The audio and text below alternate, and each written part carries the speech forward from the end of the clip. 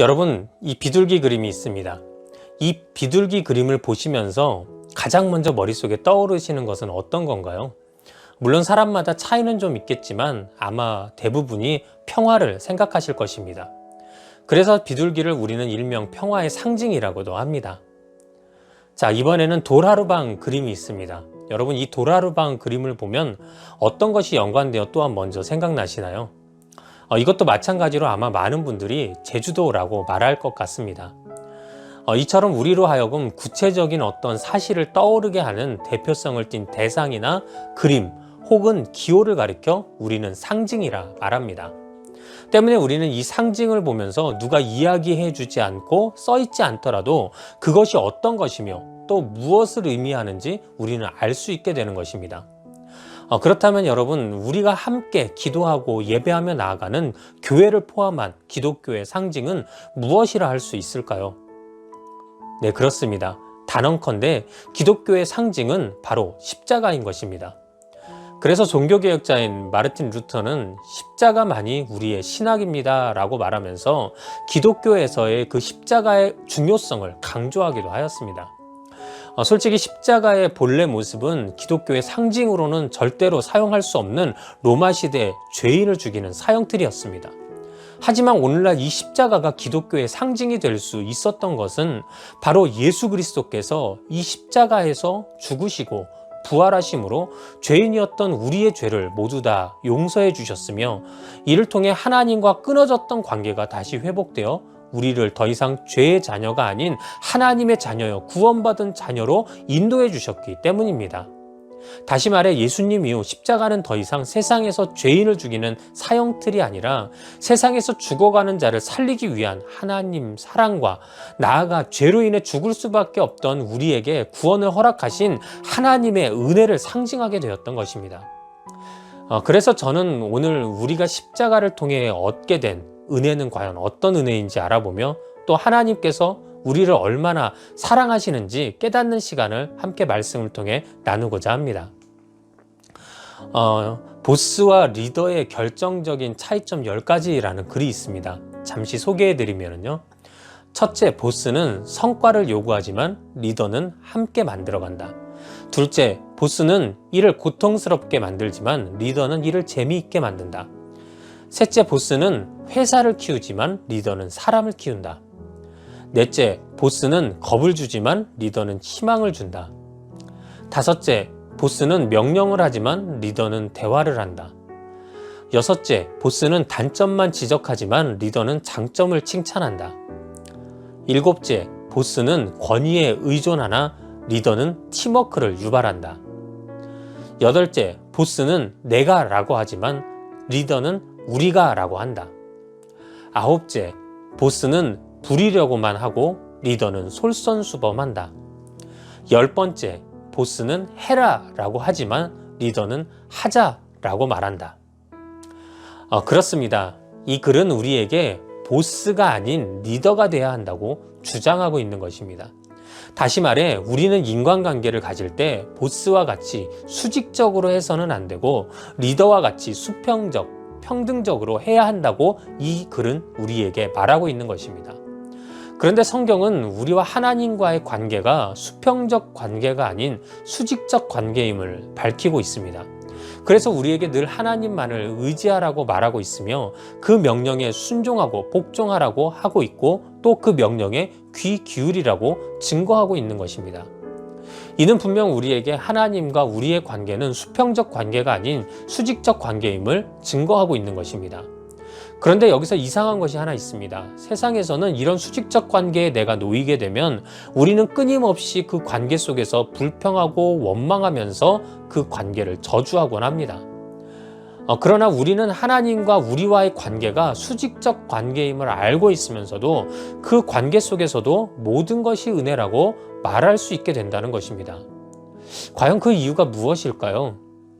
이는 쉽게 말해 수직적 관계에서 그 은혜가 흐르는 방향의 차이에 있는 것입니다. 세상에서 말하는 수직적 관계는 그 방향이 아래에서 위로 주로 향하게 됩니다. 그래서 보스가 모든 힘과 유익을 가지게 되고, 그러다 보니 시간이 지날수록 보스는 점점 더 강해지지만 그를 따르는 자들은 더 약해짐으로 불평과 불만이 늘어날 수밖에 없게 되는 것입니다. 이는 오늘날 각종 사회 문제, 또 가정폭력 및 아동학대의 모습 속에서도 빈번하게 발견되는 모습입니다. 때문에 이런 수직적 관계 속에서는 결국 사회는 병들어갈 수밖에 없게 되는 것입니다. 그러나 성경 속 하나님과 우리의 수직적 관계는 그 은혜의 방향이 위에서부터 아래로 흐르는 것을 우리는 기억해야 합니다. 다시 말해 하나님은 우리에게 좋은 것을 내려주시고, 또 하나님은 우리에게 용서와 회개를 내려주시며, 하나님은 우리에게 사랑을 내려주시는 것입니다. 그리고 이 모든 것을 집약하여 최종적으로 예수 그리스도를 하나님은 우리에게 보내주셨고, 때문에 예수님이 짊어지신 그 십자가는 바로 하나님께서 우리에게 주시는 수직적 은혜의 정점이 되었던 것입니다.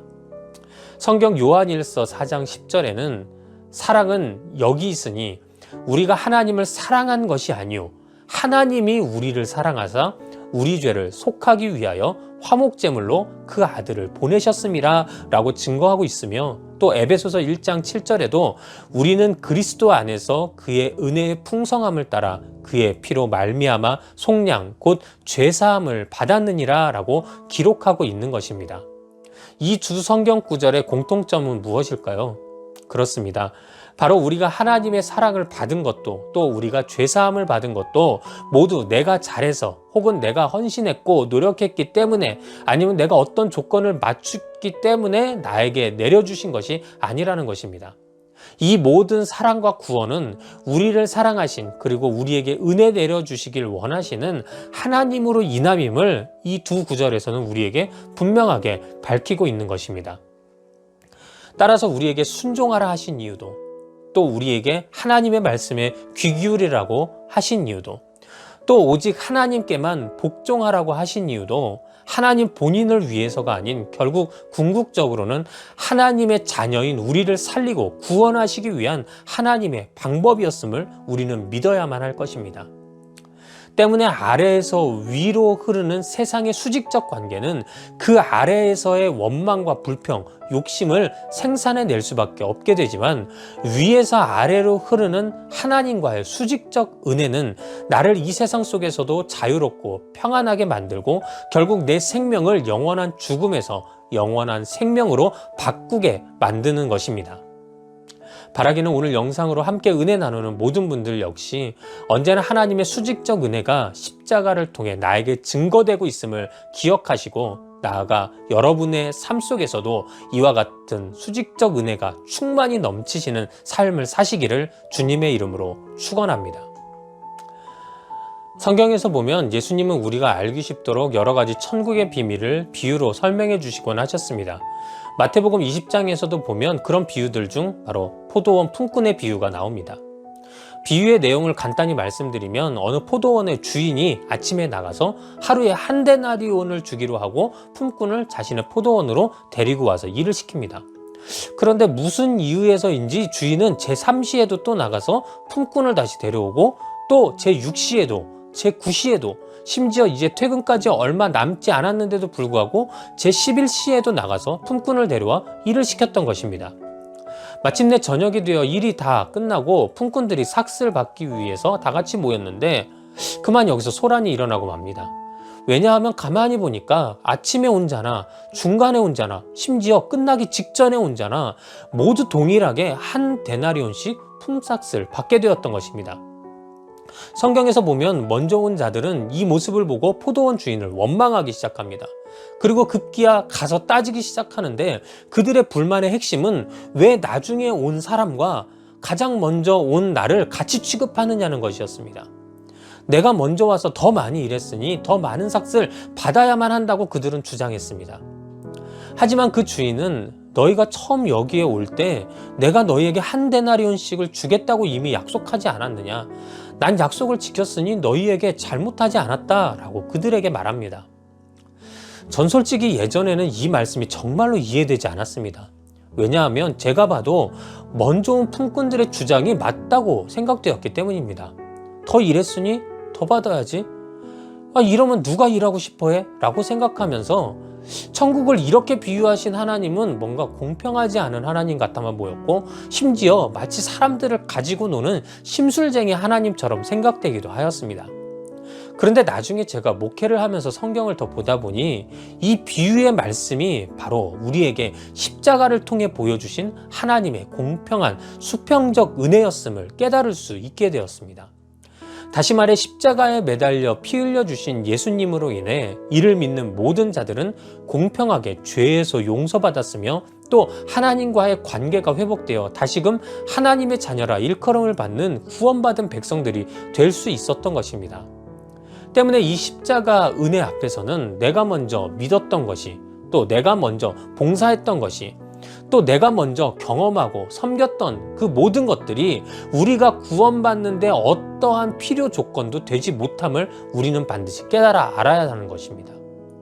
그런데 오늘날 우리 믿음의 사람들 중에도 마치 비유 속에 먼저 온 품꾼들처럼 그건 아니잖아요. 내가 지금까지 얼마나 노력했는데, 내가 지금까지 얼마나 갖다 바쳤는데, 내가 지금까지 얼마나 애써서 공든탑을 세웠는데 라고 말하면서 삶 속에서 하나님께 원망하는 자를 우리는 종종 보게 됩니다. 우리가 이런 유혹에 빠지게 되는 이유는 무엇일까요? 바로 그것은 우리가 입술로는 공평하신 은혜의 하나님을 부르면서 정작 그 마음속으로는 공정하신 심판의 하나님을 구하고 있기 때문입니다. 공평은 모든 이들에게 조건으로 따지지 않고 약속대로 주는 것입니다. 그러나 공정은 각 사람의 노력을 정확하게 판단하여 그에 합당한 판결을 내려주는 것입니다. 때문에 공정은 차등이 생길 수밖에 없으며 다른 어떤 이유보다 자신의 노력 여하가 결과의 차이를 만들어내는 중요한 요소가 될 수밖에 없는 것입니다. 분명 세상은 공정해야 합니다. 그래서 노력한 만큼 유익도 얻을 수 있는 세상이어야만 합니다. 하지만 이는 십자가 은혜 앞에서는 별개의 이야기가 됩니다. 십자가를 통해 주신 주님의 은혜가 수평적인 이유는 십자가 앞에서는 이러한 모습들과는 상관없이 모든 이들에게 구원이라는 하나님의 은혜가 공평하게 주어지기 때문임을 우리는 믿어야 할 것입니다. 기독교 시인 중 송명희라는 분이 계십니다. 이분은 태어날 때 의사의 실수로 평생을 뇌성마비 장애인으로 살게 되셨습니다. 몸도 자유롭지 못한데 집안도 가난하여 송명희 시인의 어린 시절은 서글픔과 수많은 방황의 연속이었다고 합니다. 그러던 중 그녀는 기적과 같이 하나님을 만나게 되었고, 그때부터 하나님은 그녀에게 특별히 시를 직접 불러주시기 시작하셨는데, 결국 그녀는 이 시를 통해서 시집을 25권이나 쓴 시인이 될 수 있었습니다. 그녀를 통해 세상에 나온 이 시들은 당시 많은 사람들에게 위로와 소망을 주기 시작하였고, 그래서 사람들은 그녀에게 천국의 시인이라는 별명까지 지어주게 되었습니다. 지금 흐르고 있는 이 찬양도 송명희 시인이 공평하신 하나님이라고 찬양했던 나라는 시에 곡을 입혔던 찬양입니다. 그녀는 공평하신 하나님이란 자신의 시집 에필로그에서 흔히들 나 없는 거 너에게 있고 비장애인이 못하는 일을 장애인이 해서 공평하신 하나님이라 생각하지만, 예수 그리스도를 통해 하나님은 공평하신 분, 이것이 비밀이며 복음이다. 이 은혜는 아무나 아는 지식이 아니었다 라고 고백합니다. 그렇습니다. 우리는 흔히 하나님이 나에게 남들과 다른 어떤 능력을 주셨기에, 또 나에게 남들과는 다른 어떤 일을 할 수 있게 해 주셨기 때문에 하나님은 공평하신 하나님이다 라고 생각할 때가 있습니다. 하지만 송명희 시인의 글에서 우리가 보았듯이 공평하신 하나님의 핵심은 십자가 앞에서 또 예수 그리스도 안에서 하나님은 모든 이들에게 공평하게 구원을 허락하셨다는 것입니다. 이처럼 우리는 십자가 앞에서 모두 공평한 하나님의 은혜를 받습니다. 모두가 똑같이 죄인이었지만 그 십자가에서 흘려주신 예수님의 피로 죄 씻음을 받은, 즉 구원받은 하나님의 자녀가 우리는 될 수 있었던 것입니다. 바라기는 오늘 함께 은혜 나누는 모든 분들도 이러한 하나님의 수평적 공평의 은혜에 감사하며 그 은혜를 송명희 시인과 같이 내 주변의 사람들에게 알리고 전할 수 있기 위해 노력하시는 모든 여러분들이 되시기를 주님의 이름으로 축원합니다. 사랑하는 여러분, 이제 말씀을 마치도록 하겠습니다. 오늘 본문 속에서는 분명 십자가의 길을 바라보는 세상의 시선은 절대로 곱지 않다 말합니다. 하지만 그럴 수밖에 없는 것이 이 십자가의 길은 세상과는 다르게 위에서부터 아래로 흐르는 수직적 은혜의 길이며 또 모든 믿는 자들에게는 공평한 수평적 은혜의 길이기 때문입니다. 때문에 세상의 사람들은 이 모든 것이 세상의 흐름과는 맞지 않기 때문에 이 십자가의 길을 바라보며 미련하다 이야기할 수밖에 없는 것입니다. 하지만 예수 그리스도로 인해 구원받은 모든 믿음의 사람들에게는 바로 이 십자가의 길만이 곧 하나님의 능력의 길이요, 또 우리가 세상에 전해야 할 사명의 길임을 우리는 절대 잊지 말아야 하는 것입니다. 바라기는 오늘도 영상으로 함께 은혜 나누는 모든 여러분들의 삶 속에 이 십자가의 은혜가 충만해지시기를 주님의 이름으로 축원합니다.